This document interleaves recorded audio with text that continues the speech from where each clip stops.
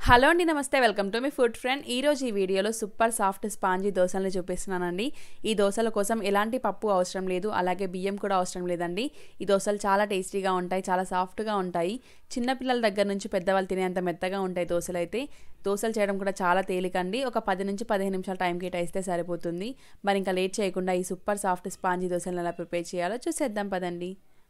first ఈ recipe కోసం ఒక బౌల్లోకి 2 కప్పుల వరకు బొంబాయి రవ్వను యాడ్ చేసుకోండి ఈ బొంబాయి రవ్వను ఒకసారి కడిగేసి బొంబాయి రవ్వ మునిగేంత వరకు వాటర్ని తీసుకొని పక్కన ఉంచుకోండి నెక్స్ట్ ఇంకొక బౌల్ తీసుకొని అందులోకి 1 కప్పు వరకు గట్టి అటుకులను వేసుకోండి వాటితో పాటే ఒక అరకప్పు వరకు పుల్లటి పెరుగును యాడ్ చేసుకోండి పుల్లటి పెరుగును తీసుకుంటే దోసలు అనేవి చాలా టేస్టీగా వస్తాయి అలాగే ఇందులోకి అరకప్పు వరకు వాటర్ని కూడా వేసి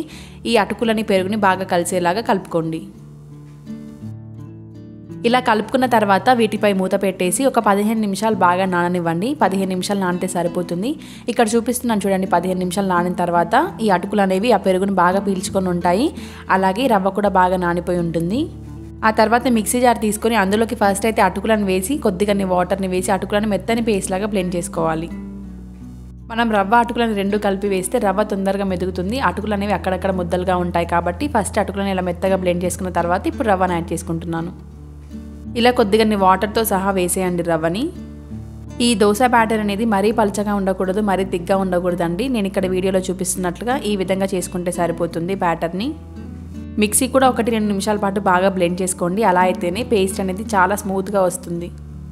ఇలా బ్లెండ్ చేసుకున్న బ్యాటర్ని తప్పకుండా 1 నిమిషం పాటు బాగా కలుపుకోండి ఇలా కలుపుకున్న తర్వాత ఇందులోకి 1 టీ స్పూన్ వరకు బేకింగ్ సోడాను యాడ్ చేసుకోండి బేకింగ్ సోడా లేని వాళ్ళైతే 1 టీ స్పూన్ వరకు ఈనోను కూడా యాడ్ చేసుకోవచ్చు ఇలా ఈనో కానీ బేకింగ్ సోడా కానీ వేసిన తర్వాత ఖచ్చితంగా వాటర్ని వేసి దీన్ని యాక్టివేట్ చేసుకోవాలండి ఇలా యాక్టివేట్ అయిన తర్వాతనే స్పూన్తో మిక్స్ చేసుకోవాలి పౌడర్ని కనుక మిక్స్ చేసినట్లయితే అది సరిగ్గా కరగక మనకి దోశ అనేది అక్కడక్కడ ఉబ్బినట్లుగా వస్తుంది అలా మాత్రం చేయకండి తర్వాత టేస్ట్కి తగినంత సాల్ట్ కూడా బ్యాటర్లో యాడ్ చేసుకొని కలిపి పక్కన ఉంచుకోండి ఆ తర్వాత స్టవ్ మీద ప్యాన్ తీసుకొని ప్యాన్ పైకి 1 టీ స్పూన్ వరకు ఆయిల్ని వేసి ఆయిల్ ఇలా క్లాత్తో కానీ లేదంటే టిష్యూతో కానీ ప్యాన్ అంతా స్ప్రెడ్ చేసుకోండి నెక్స్ట్ ప్యాన్ బాగా వేడెక్కిన తర్వాత 1.5 గరిటె వరకు పిండిని యాడ్ చేసుకోండి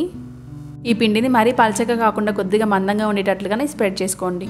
ఈ దోశలను వేసేటప్పుడు పెంకు మరీ వేడిగా ఉన్నట్లయితే మాత్రం ఈ దోశపై హోల్స్ అనేవి సరిగ్గా రావండి మంటని మీడియం ఫ్లేమ్లో ఉంచి దోశను వేసుకోండి దోశ వేసిన 1 నిమిషానికి దోశపైకి 1/2 టీ స్పూన్ వరకు ఆయిల్ని వేసుకోండి ఆయిల్ వద్దు అనుకున్న వాళ్ళైతే స్కిప్ చేసుకోవచ్చు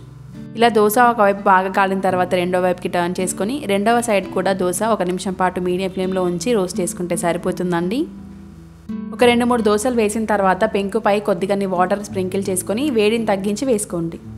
రెండో వైపుకి కూడా బాగా కాలిన తర్వాత తీసి సర్వ్ చేసుకుంటే సరిపోతుందండి చాలా టేస్టీగా ఉంటుంది దోశ వేసిన వెంటనే కాకుండా ఒక 5 నిమిషాలు పక్క నుంచి తీసుకోండి ఆ స్పాంజీనెస్ అనేది తెలుస్తుంది చాలా మెత్తగా ఉంటాయి దోశలు చూసారు కదండి సూపర్ సాఫ్ట్ స్పాంజీ దోశలు ఇంతే చాలా సింపుల్గా రెడీ చేయొచ్చు టేస్ట్ కూడా వేరే లెవెల్లో ఉంటుంది చాలా బాగుంటుంది టమాటో పచ్చడితో కానీ పల్లి చట్నీతో కానీ కొబ్బరి పచ్చడితో కానీ